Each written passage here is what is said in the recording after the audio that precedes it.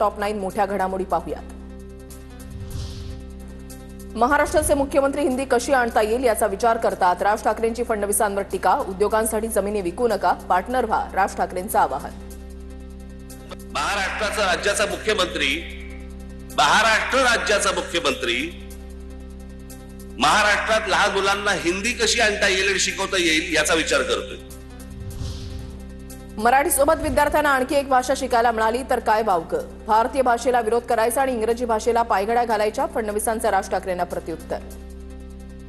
मराठी शिकली पाहिजे, ती कंपल्सरी असली पाहिजे। महाराष्ट्रातल्या मराठी मुलांना मराठी सोबत अजून एक भारतीय भाषा जर शिकायला मिळाली तर त्यात काय वावगं आहे।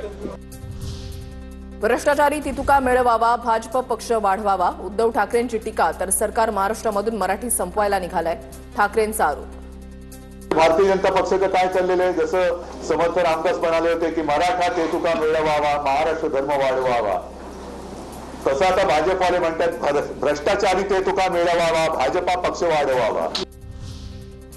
प्रकल्पाला विरोध केल्यास अर्बन नक्षलच्या नावाखाली अटक करणार असा कायदा, एकदा अटक करून दाखवाच, राज ठाकरेंचं सरकारला चॅलेंज। कायदा आणला राज्य सरकारने, तुम्ही कोण आहात तर अर्बन नक्षल आहात, शहरामध्ये राहणारे नक्षल। तुम्ही जर विरोध केला, कुठच्या प्रकल्पाला विरोध केला तर सरकार तुम्हाला अटक करू शकतं, एकदा करूच देत। अर्बन नक्षल सारखे वागाल तर तुमची अटक होईल, जनसुरक्षा कायद्यावरून केलेल्या टीकेला मुख्यमंत्री फडणवीसांचं प्रत्युत्तर। तुम्ही अर्बन नक्षल सारखे वागाल तर तुमची अटक होईल, तुम्ही अर्बन नक्षल सारखे वागत नाही त्यामुळे तुमची अटक करायचं कारण नाही। अशा प्रकारचे जे काही कमेंट्स आहेत, हा कायदा न वाचता केलेले कमेंट आहेत।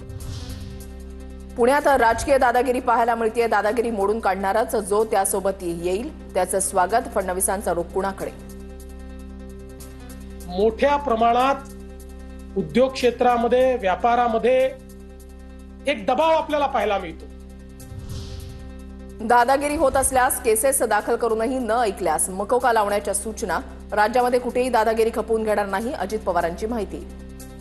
काही तिथं अडचणी निर्माण करत असतील तर त्यांच्यावर केसेस दाखल करा, कारवाई करा। 3-4 वेळेला केसेस दाखल करून पण त्यांनी ऐकलं नाही तर त्यांच्यावर मकोका लावा। पुणे आणि बीडमध्ये वर्दीची भीती राहिलेली नाही, पुण्यामधील दादागिरीवर काय ऍक्शन घेतली, सुप्रिया सुळेंचा सवाल।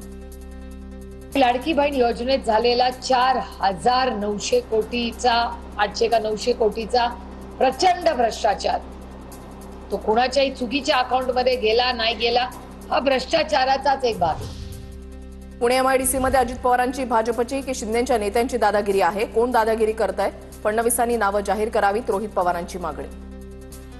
ईडी तुमचीच आहे, नोटीस तुम्हीच पाठवता। आता ईडी फार खोलात जाऊन फार सगळं चेक करून सुद्धा त्यांना काय सापडलं नाही, त्यामुळे तुम्ही जास्त डोकं वापरू नका। तुमचं डोकं कुठपर्यंत चालतं हे दुनियाला त्या ठिकाणी माहिती आहे।